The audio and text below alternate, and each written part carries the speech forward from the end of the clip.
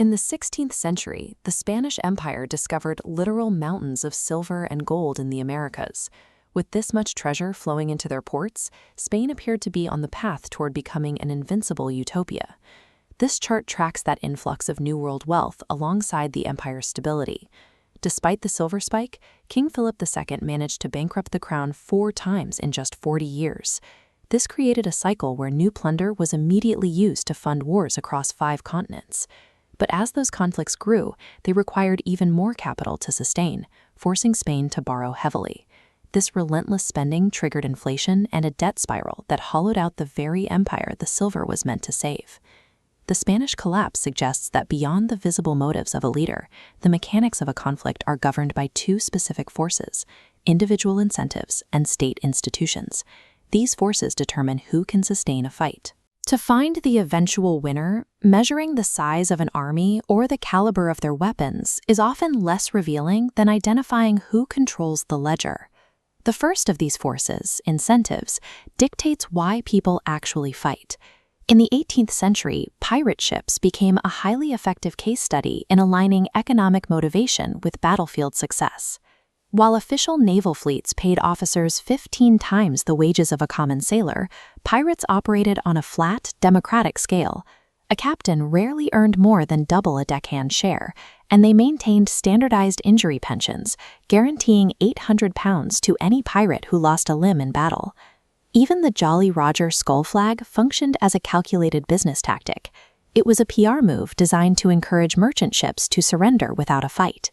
By projecting a terrifying image, the pirates avoided the cost of repairing their own ships or paying out injury pensions to their crew. Contrast that with the incentive structure of the World War II German Luftwaffe.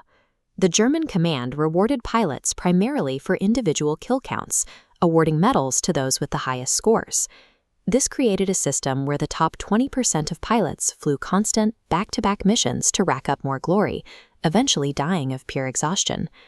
The pirates thrived because their incentives prioritized shared risk and survival.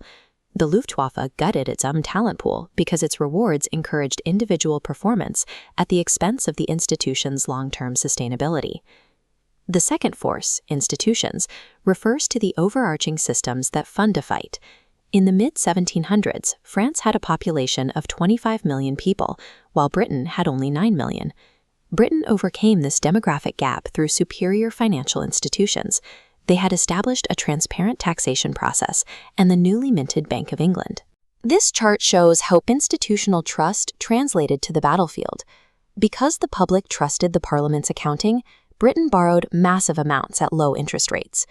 Opaque and autocratic, the French government struggled to find lenders, leaving them with high-interest debt that hampered their military reach. Designing financial structures specifically to wage war became a standard practice. The 1861 U.S. greenback was a fiat currency created for the express purpose of funding the Union Army during the Civil War. An army's size is a secondary factor if a nation lacks a transparent financial institution capable of managing and sustaining long-term debt. But what happens when a ruler's personal incentives conflict with the military's effectiveness? In the medieval era, many kings and noblemen actively banned the use of the crossbow.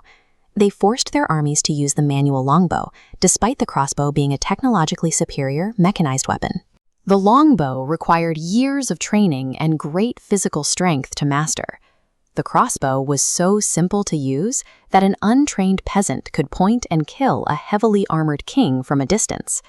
Those in power will adopt an inferior military system if the superior one threatens to disrupt their political and economic monopoly at home. The Industrial Revolution changed the rules of conflict.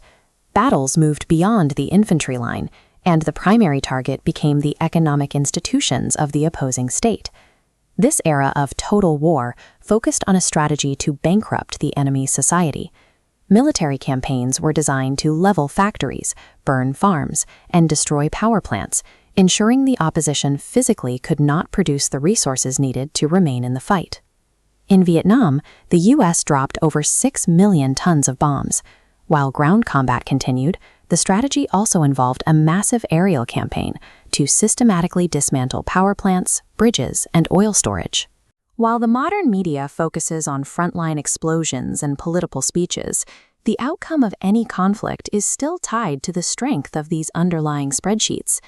To understand how a conflict begins, sustains, or ends, you have to look past the smoke of the battlefield. You have to follow the treasure.